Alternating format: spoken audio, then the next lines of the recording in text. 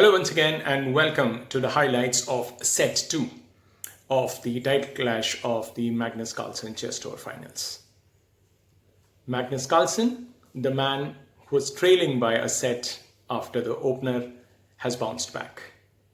And how? Well, there was a lot of drama again, which was to be expected. And it was as expected as the comeback from the world champion. Again, there was a lot of thrill associated with this particular encounter involving two of the finest speed chess players in the world. Also, the day saw two games ending in an identical fashion, spanning over just 14 moves each. And in both the cases, it was Magnus Carlsen who played black. Hikaru Nakamura chose to just draw the game with white, which was a huge surprise, and he didn't do it once, he did it in both his white games, and that actually evoked a lot of interest and a lot of criticism as well of his ways of playing against the best player in the world. Because normally in chess we say that with white you try to win and with black you normally try to hold, but that was not to be. He played with white and drew in 14 moves each. So that was something which was unusual. But then coming back to the action, there were a few decisive games, but eventually it was Magnus Carlsen who won the second blitz game to win 3.5, 2.5. As things stand, both players have won a set each. Remember, this is the best of 7 set encounter. The first to win 4 sets wins. So let's talk about the decisive games now. There were a lot of moments where both players looked a little shaky, a little vulnerable. But what really happened was it was Magnus Carlsen who again started off on the wrong foot. It was a game where he again erred at the start. Like he said later that in at least 2 of the games, he just didn't get his move order right. See, normally these players prepare very well at home. They have a team of players who help them prepare on these lines. And when a person like Magnus Carlsen gets his move order wrong, that means whatever he has seen and whatever he has been told and whatever he remembers, when something goes wrong and the alignment is not right, you get the move order wrong. And that's exactly what happened to him, not just once, but twice in one set. So let's talk about the opening set first. He messed up his opening. He was battling a very complex position, and Nakamura by choice had made it complicated, because that has been his strategy and he has declared it too, that he wants to play positions which are not very clear, not positionally very sound. He wants to make a mess on the board, as he said, and that's exactly what he could do again, and caught Carlsen on the wrong foot. Now Carlsen, to come out of that, he sacrificed one piece. The idea was to keep the rival king, that is Nakamura's king, exposed, so that he could just keeping it under check, and finally trying to draw the game by perpetual checks. If he could get a checkmate, it was great, but that was unlikely. So he sacrificed one piece, didn't work.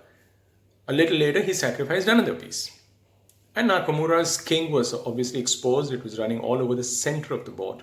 But then he had the resources to stop. But as I said, he had 2 extra pieces on the board.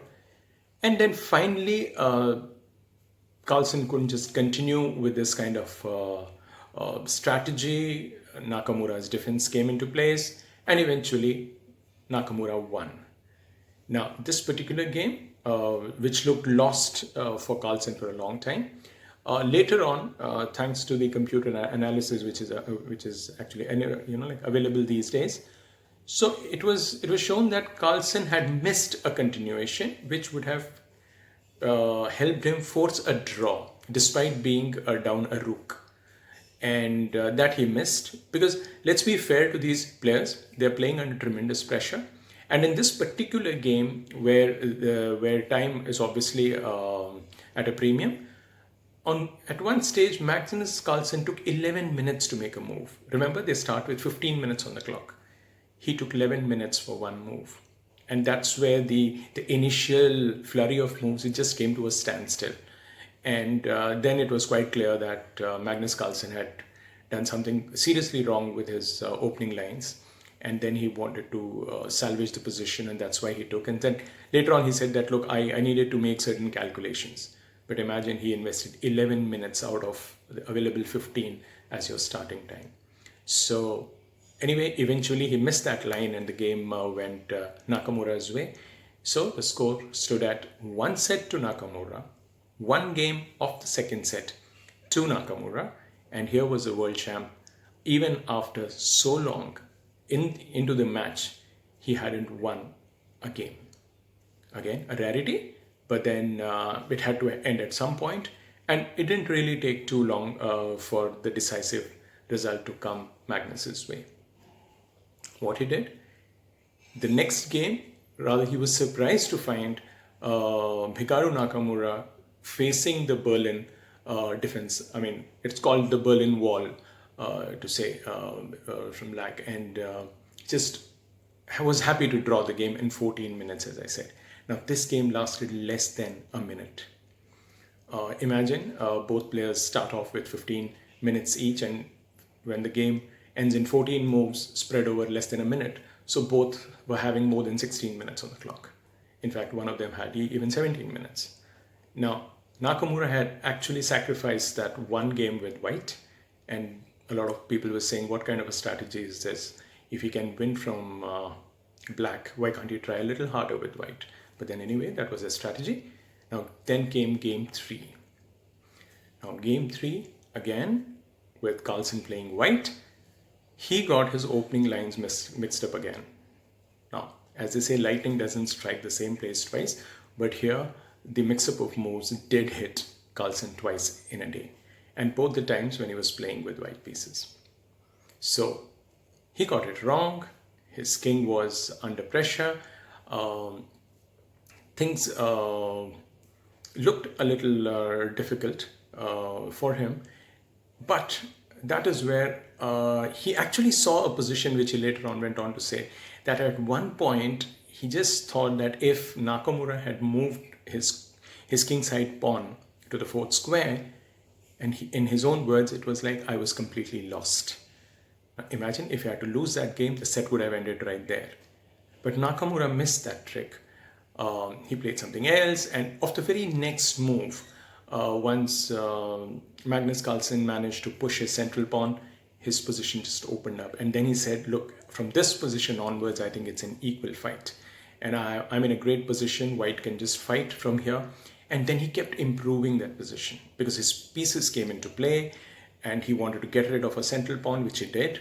So that suddenly opened up the position for him. And that is the kind of position that Magnus Carlsen loves. What happened later was another blunder from Nakamura. He just retreated bishop back on the f-file, and then of course it was difficult because once he let go of that one square, which obviously Magnus Carlsen saw, tightened the nose and went on to win. Now this was one win which Magnus Carlsen desperately needed. Remember, this particular final was already 7 games old, and after 358 moves, Magnus Carlsen registered his first win. Again, a rarity, but then when you know that 2 of the finest players in this kind of format are playing and both are in great form, even the best player has to wait to taste success. And that is exactly what happened. So the score stood at 1-1, came game 4, and what we saw was a repeat of game 2. If game 2 ended in 14 moves, game 4 also ended in 14 moves. If game 2 ended in less than a minute, game 4 ended in less than half a minute. So they just blitzed the moves, and they just wanted to go to the blitz games because, as Magnus Carlsen later on said, that probably this was Nakamura's strategy to just play for aggressive